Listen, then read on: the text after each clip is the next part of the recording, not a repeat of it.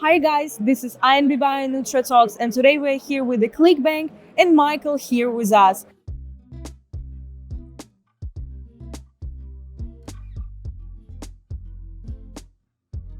So ClickBank is one of the biggest marketplaces in affiliate world and in Nutra vertical as well, obviously. And Mychal is one of the representatives of this biggest marketplace. So I am very, very curious to dive into his insights today. So let's start. I'm excited.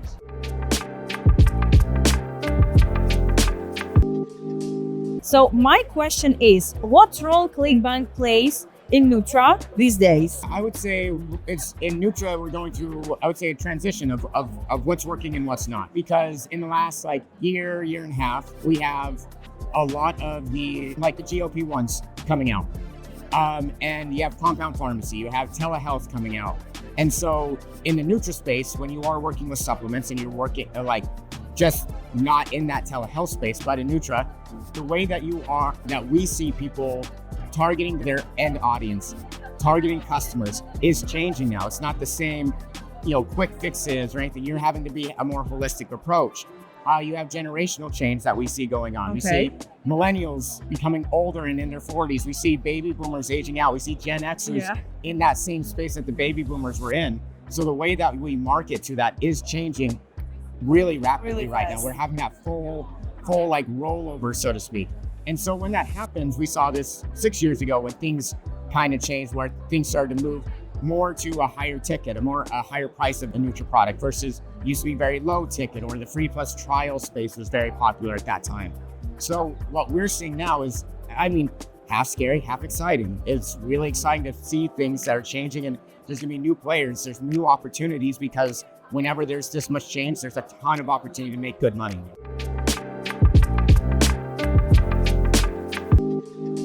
Since we are direct Nutra advertisers, we are curious how ClickBank see companies like us, and also what companies like INB.bio can do on a platform like ClickBank to be growing in Nutra. We work with direct advertisers all the time. We're an additional addendum to your funnel.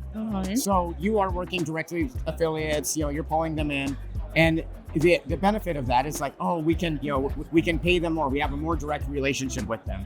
However, with ClickBank, we actually try to keep that direct relationship with our advertisers and our affiliates, because we believe that cooperation is vital. Gatekeeping, blocking them from knowing who the advertiser is or who the affiliate, hurts how much money can be made, because that collaboration is necessary for the pre-funnel and the post-funnel, or how much is going to be done through the upsell on the full lifetime value of the customer. All of those things require communication, and there's really a clasp that's happening. So for you guys, there's a benefit that you guys are able to, maybe pay them out. You're able to have a more dedicated affiliate, but at the same time, working with people, like a ClickBank or others in the space, opens up for direct advertisers the ability to access different types of affiliates, access different types of traffic. And so we don't see it as a replacement of a versus of we only work direct, or we only do this. We look at ourselves, we have a lot of people who run their own companies that are direct to advertisers, who have their own affiliates, but also work with us for additional revenue, for meeting those affiliates. So I would say we don't see it as a competition. We just see it as a collab. That's good. I don't think that we have to actually compete between each other. Not us with you, but just in general, the affiliate world don't have to compete with each other. No, they do, but still. Yeah, I see it as one of my favorite people in space, Anka Andreka. She's from MaxWeb. She's amazing. She likes to say the world has a plenty and there's enough for all. So anytime that you are putting up walls and making it harder to collaborate, and making it harder for your affiliates too, you got to think about affiliates. No one owns an affiliate. You only get to have a campaign for a little bit of time. You make it harder for affiliates to work with you. It's harder to get their traffic. And so the way to make it easier to work with affiliates is to access and go to them in the places that they are at. And so that might be directly with you guys. It might be at a ClickBank. It might be, heaven forbid, our competitors or Digi or whatever. Wherever they're at, you need to go to them instead of waiting for creating all of these roadblocks into getting them to you. So I would say when it comes to direct advertisers, we'd love to work with you guys. And we don't see ourselves as a replacement for what you're already doing. We just see ourselves as an addendum, an extra.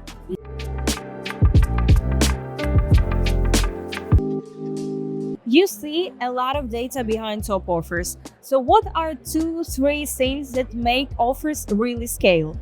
Maybe funnels, pricing, or creatives? I would say the thing that makes things struggle at really scaling, from if you're talking about the offer standpoint for the advertiser creating the offer, I think the biggest thing that I see is they look at themselves, they're like, we're building, if we're talking Nutra, we're building a blood sugar offer. Mm-hmm. So they do all this, end customer research for the end customer, who's going to be buying it and all that, build the funnel. They're like, oh, this is, look at this ad copy, these videos, these pages, it looks so clean, or, this and that. And then at the last second, they're like, now we got to go talk to affiliates about it. And it's like, oh my God. That was like your last step. Your last step was going to court the traffic instead of going to the traffic first and saying, what's working on Facebook? What's working on here? Because you might have gone throughout building your entire funnel. And guess what? Facebook is antagonistic to that type of offer, or the language that you used, or the verbiage, or the type of avatar. They are cracking down on it. And now all of a sudden, you've built an offer that can't get traffic. And you spent a lot of time, a lot of effort, and inventory. Money. Of course. And now you're sitting on that being like, okay, well, what do we do with our inventory? I guess maybe we relabel it and this. And now you're in this scrambling situation that could have been completely prevented if you just would have talked to an affiliate before and been like, this, what do you think about this? And you're like, absolutely not. But the great thing is that affiliate is then going to go to you and be like, but you know what is working? This. I never would have thought so. And now all of a sudden, you as an advertiser, like, shit. Like we got to go, we got to get into this. We got to move this direction. On the affiliate side, I think it is expecting the advertiser to do all this work for you. Like affiliates and advertisers need to meet in the middle, and it is a partnership. And just like any partnership, you kind of have to go extra on your side. So everything that you can do to help out the advertiser, you got to do. But at the same time, the advertiser has to be almost doing above and beyond the other way. You do that, things are going to work out. If you're just coming to like the middle ground, be like, now I'm going to wait here, and they got to come to me here. That's not really gonna work out. Like at the end of the day, like the verbiage around here is like buying traffic, which makes it sound so cold. But really, it is a partnership between both sides, and I think that's where things fail is for the offer side, not seeing it a partnership and going to your first customer, which is an affiliate. They're the ones you pay first. Then you pay yourself. That's your first customer. Then you figure out if it is going to work for your end audience, for the person who's going to be buying this. But there's two transactions going on. There's you buying traffic and then the person buying product. Take care of both audiences. Yeah.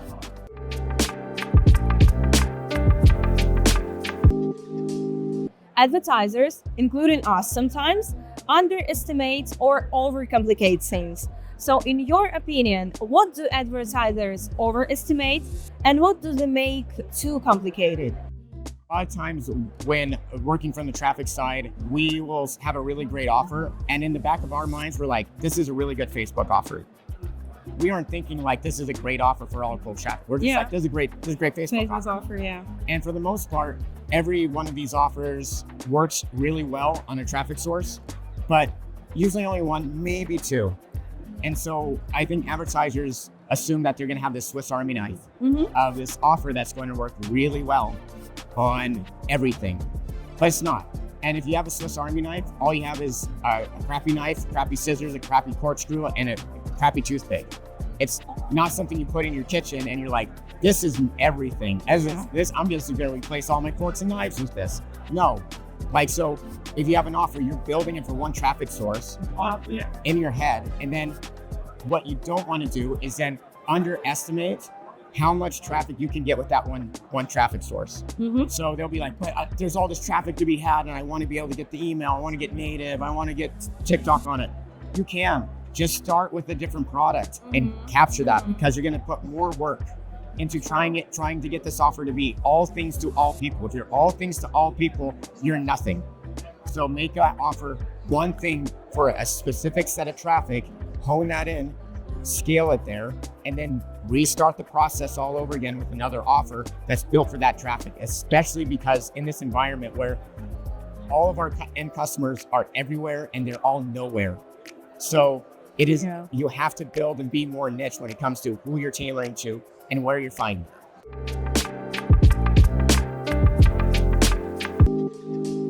And looking into the next couple of years, what would you like to see from advertisers like us to be growing Nutra and developing it day by day? I think where we see ourselves in the next 1 to 2 years, this feels like casting lots and bets. Because if you were to ask me that 2 years ago, I'd be like, oh, just keep on doing what you're doing, stay on this road, and things are going to keep on scaling.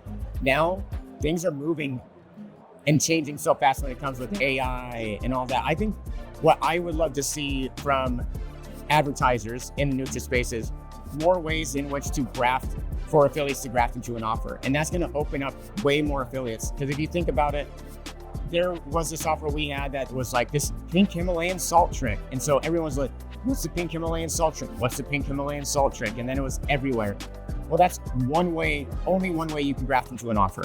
And so if that's only one way you can graft an offer, that's only one way you can scale. And that means there's only going to be a few winners who are actually going to get a scale. So what I would love to see from direct advertisers is more ways in which to move into the pre-funnel into that main offer, so that they're able to capture more, so that they are able to gain more affiliates, and more affiliates can then run traffic. Because from us, even from a network side, and I'm sure you guys, when you guys are working with affiliates, you guys want more traffic. But if you guys are limiting yourself on, hey, you can only do the pink Himalayan, if you don't do that, no sales, well, then even though you can have 200 people run it, you're only going to get 5 of those who can actually scale. Yeah. So more ways to graft into the funnel and more targeted for the type of traffic source. Okay, Mychal, noted.